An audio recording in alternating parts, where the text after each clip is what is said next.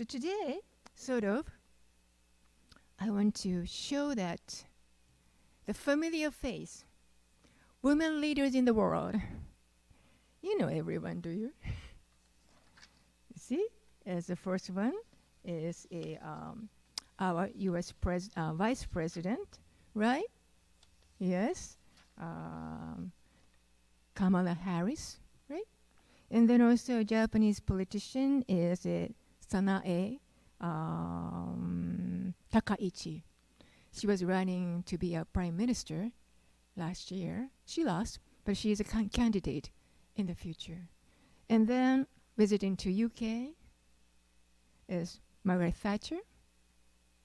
She was a very strong and super prime minister in UK, long time. And then Theresa May was before. And then Germany is Angela Merkel, right? She just resigned, but she was a great prime minister in Germany. And then we have Denmark, Mette Frederiksen. I don't know how to pronounce, but she's a young prime minister in Denmark. So when you're looking around the world, there's a lot of women very active in the special areas. Of course, in the medical area, there's a lot of women doctors as well, right? Yeah, everywhere. So, not only political area, you can see a lot of women, CEO and chief financial officer and executive vice president, and that American corporations as well, right? Women in, this one, Buddhism, business, women in business. So, so there's a lot of women very actively and working in their special field. So, this was WIB, is women in business, but I want to focus on women in Buddhism, another WIB. So WIB, this is a part one, as I said. This is an image of, have you ever seen the Kannon? Kannon, Abarake, Teshabara. Kannon is a Chinese letter, Kannon. So the original Kannon's name in Sanskrit is Avaloke Teshavala. Avaloke Teshavala. Avaloke Teshavala, Sanskrit language traveled from India to China, and Chinese people translated that Avaloke Teshavala to Kannon. Kannon. So kan is sort of like a observe or see, and non is oto, sound. Sound. So seeing the sound. Sound cannot be seen, you say that. But you see it. You can see it. See? See? So seeing the light is the Kannon's original meaning. And then that means Kannon Abarake Teshavala is a bodhisattva. It's not about Buddha yet. It's kind of like a student to study and practice under the Buddha and then pursue the Buddhahood. And then this Avalokiteshvara Kannon is embody the compassion of all the Buddhas. All the Buddhas. So Kannon is 108 avatars. Avatars. There's a lot of embodiments. It's different, each country. For example, as I said, it's in India. This Avalokiteshvara was a male bodhisattva. Male bodhisattva. But when the Avalokiteshvara carried, or maybe that traveled to China and Japan, people in China and Japan, they regard it as a female. And then they named the Kannon.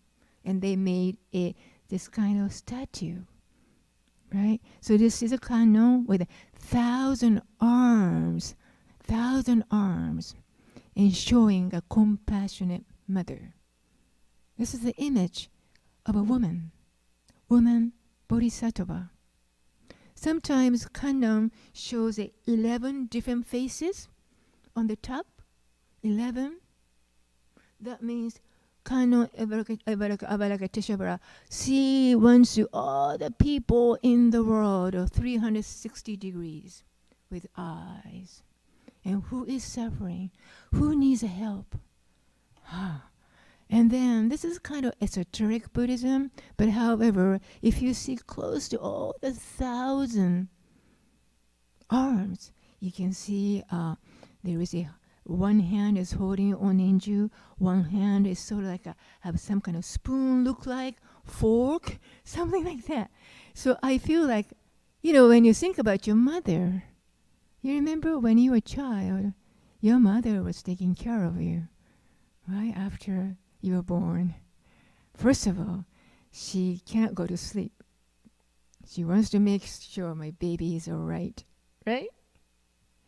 So she hugs him or her. She give her milk.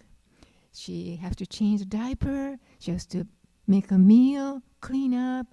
All the arms did it. All the mother's task. Mother has to do it. So that's this image signifies the woman bodhisattva.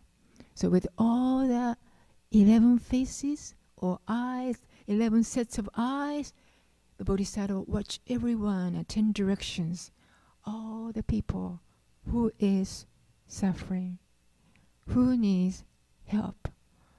Where should I go? If I go there, how can I help? With this hand, that hand. That kind of very compassionate bodhisattva. This is the Avalokiteshvara, the woman bodhisattva, Kannon. Okay, I just give you some kind of image. Okay? And then, this is sort of, before I get into my talk, women's status in the ancient India, that's the Śākyamuni Buddha's time, or before that. So how many years ago? Easily 2,500, could be 2,600 years ago, right? So that's the time. What kind of women, what kind of status and position the women had in that ancient India? We have to keep it in mind, right? So I'll read this sentence. The view of a woman known as a term Gosho Sanju. I will explain the term Gosho Sanju. Was developed in ancient India, meaning women have 5 obstacles, challenges, or limitations for challenges. See? What are they? So that Gosho means go is 5, sho is hindrance and challenges. So Gosho means the 5 hindrances that the woman cannot become a Brahman god before the Śākyamuni's time. And then Indra, and then Chakravartin is a great wheel rolling king and king of demons, or a Buddha. So woman was regarded. Woman cannot be a Buddha. That means woman cannot be awakened. That's the norm Indians thought at that time. It was believed that woman, as a woman, could not attain Buddhahood, which required the gender transformation. For the woman to be awakened, to get enlightened, all women has to change the gender to male. That's what ancient Indian people believed. Don't get offended. I'm just talking about ancient Indian time, okay? And then another word is a sanju. San is 3. Ju is follow. So there are 3 things women have to follow.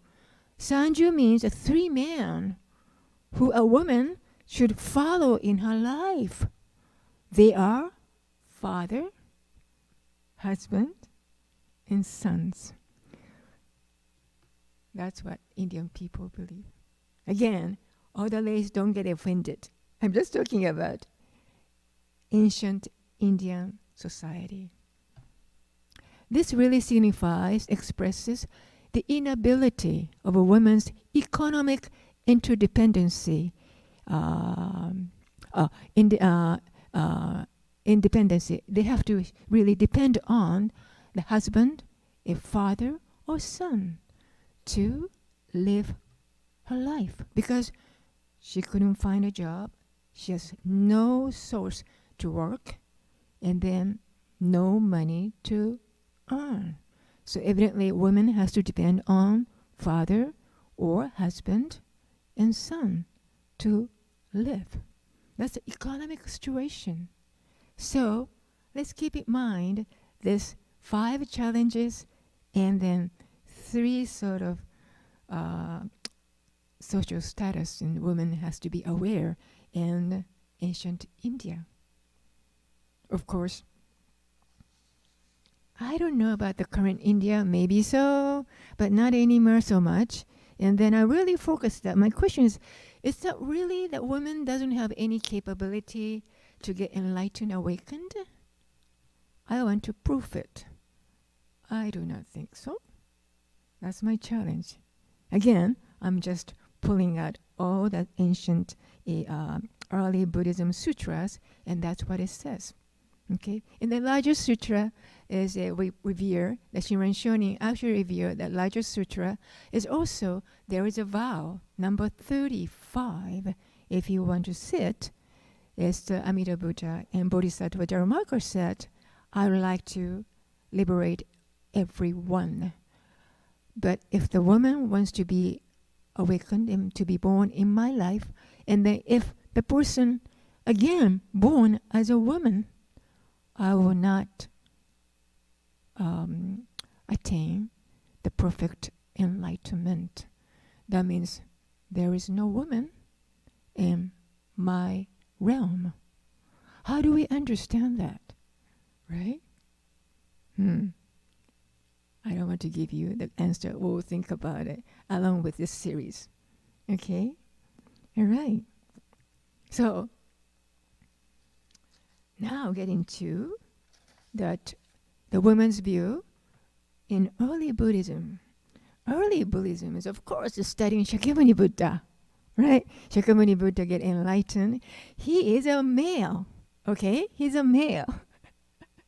And then he was born in the borderline in India and Nepal about 2,500 years ago. And he got enlightened, age of 35, right, under the Bodhi tree. After that, he just shared whatever he discovered. Right. And then his mother, Maya, passed away right after Siddhartha Śākyamuni passed away. So after that, Maya's sister, her name is Mahāpajāpatī, step in, and then she's a mother-in-law. So she took care of Siddhartha, the little baby, and Śākyamuni Buddha. Okay? So after the Śākyamuni get enlightened under the Bodhi tree, age 35, I wrote this article, the first Women First Ordination in that Korean February issue. If you want to, maybe you might have read it. So I mentioned about this first Women First Ordination. So Mahāpajāpatī was very devout and very respect Śākyamuni and Śākyamuni's teaching. So she begged to actually son-in-law, right, sort of Śākyamuni Buddha. Śākyamuni, could you please include me in your Sangha? Even I'm a woman. At that time, all that disciple was bhikkhu, is a male Sangha. There is no one in the woman But Mahāpajāpatī said, yeah, Śākyamuni, I just want to be part of your Sangha. Would you please, including, and then also my friends, all the ladies. And Śākyamuni said, no, sorry, Mahāpajāpatī, I don't think so. And she came again and second time. And Śākyamuni said, sorry, I can't. Third time, please. Answer is no. There is some kind of tradition. People has to ask 3 times to the Blessed One. 3 times. And the answer was no. And then Mahāpajāpatī said, okay, so I'm going to cut my hair long, beautiful Indian lady, long hair, right? She cut it and shaved it. And then she dropped all the jewelries and nice dress, and I put on the kind of yellow robe. And then she was standing in front of that monastery. And then Ananda is the Śākyamuni's disciple, one of that kind of secretary. Ananda went everywhere the Śākyamuni went, always taking care of the Śākyamuni. And Ananda said to Mahāpajāpatī, hey, what's wrong with you? You look so different. You shave your head, and what is you wearing? And Mahāpajāpatī said, well, I have decided. My decision is very solid. I want to be a part of the Śākyamuni's Sangha. So Ananda said, okay, so let me talk to my teacher, Śākyamuni. So Ananda came to Śākyamuni's place. And then Ananda said, please reconsider again. And the Śākyamuni said, no, still I don't think so. So Ananda said, what does it mean, Śākyamuni? Do you have any doubt in a woman that women cannot get enlightened? Or you were saying that women's inability to get enlightened or awakened? But Śākyamuni clearly said, no, that's not what I'm saying. Woman is fully capable to become a arhat. This is Theravada Buddhism. Arhat is a top grade. There is no doubt about it. So why you are refusing the woman? So Ananda said, well, think about it. Your mother, Maya, that passed away. Don't you remember? Mahāpajāpatī started raising you, taking care of you, gave you milk and changed the diaper. Everything she did. You owe her a lot. So would you please reconsider? 3 times. Begging. And then finally, Śākyamuni said, okay, I understand. I accept my mother-in-law, Mahāpajāpatī, and then her group in my Sangha. Hey, that's the women's first ordination. So I was curious, what really, made a Śākyamuni to refuse the woman to the Sangha. And then I just checked all the sutras, everything. Because number one, Śākyamuni didn't have any doubt about woman's capability. Woman is fully capable to get enlightened, awakened.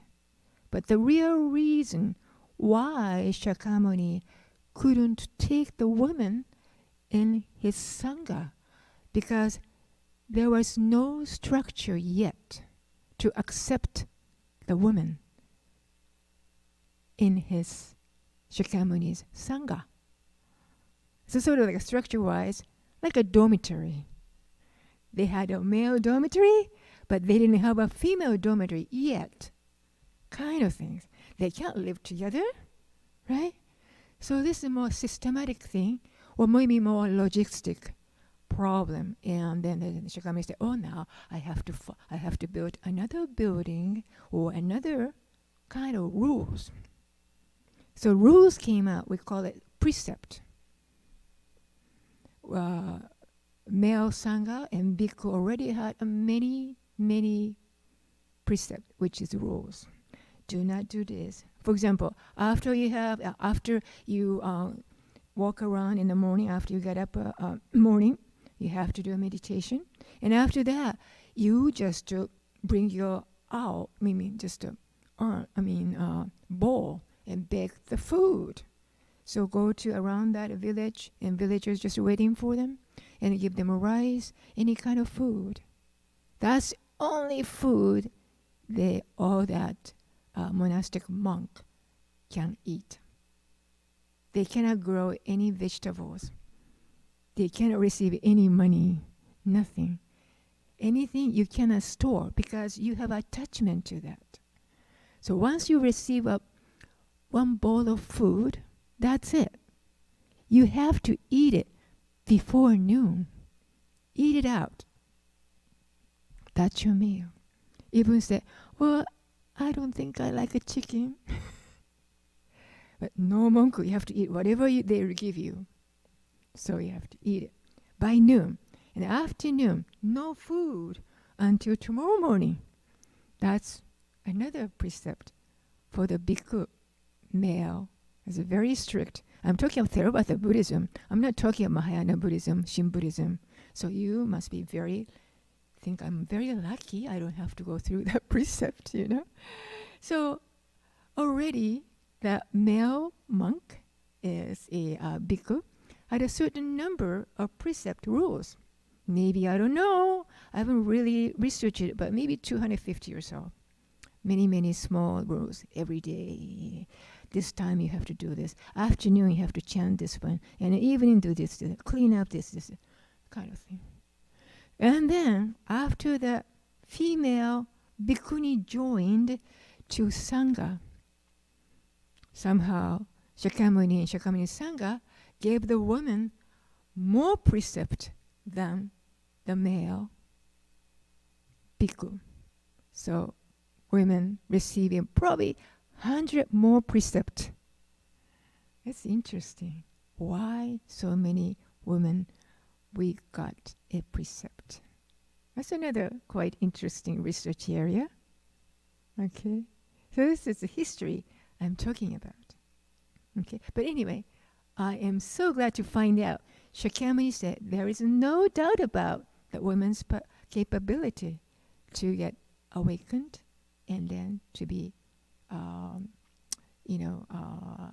getting the Buddhahood. There is no doubt about it.